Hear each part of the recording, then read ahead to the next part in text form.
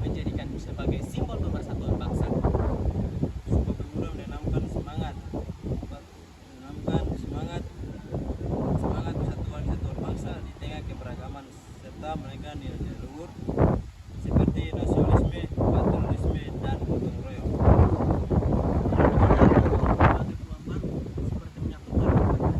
Namun di saat yang sama, era digital juga membawa berbagai tantangan seperti perpecahan identitas dan juga penyebaran berita hoax. Rina, menurut kamu apa sih makna satu bahasa di era digital? Jadi, makna satu bahasa di era digital adalah sebagai alat pemersatu yang memungkinkan lintas suku dan budaya, sarana ekonomi untuk e-commerce, pemasaran digital, serta media ekspresi identitas dan kreativitas yang terus berkembang, bahkan dapat beradaptasi dengan tantangan baru. Ketika kamu hidup di tahun 1928, apa yang akan kamu lakukan? Pada masa itu, Indonesia masih berada di bawah penjajahan Belanda.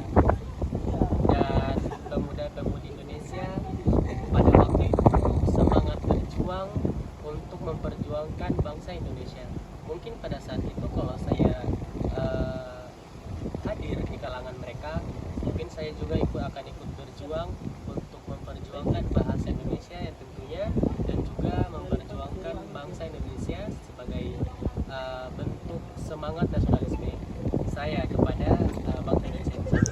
Bahasa Indonesia adalah identitas utama yang digunakan oleh negara Indonesia yang membedakan oleh negara lain.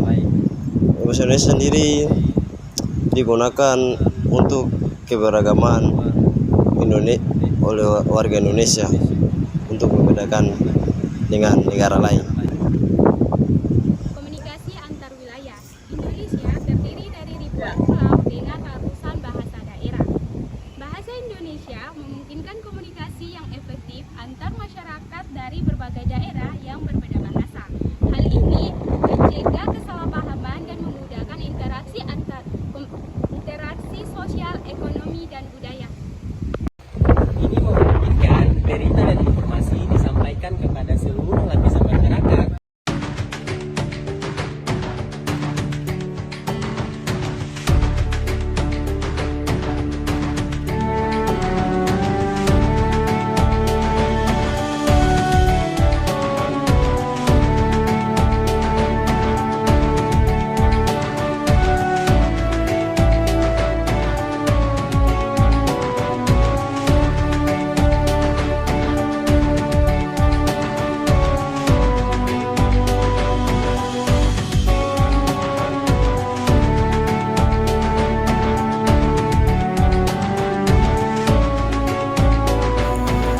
Proklamasi Kami Bangsa Indonesia.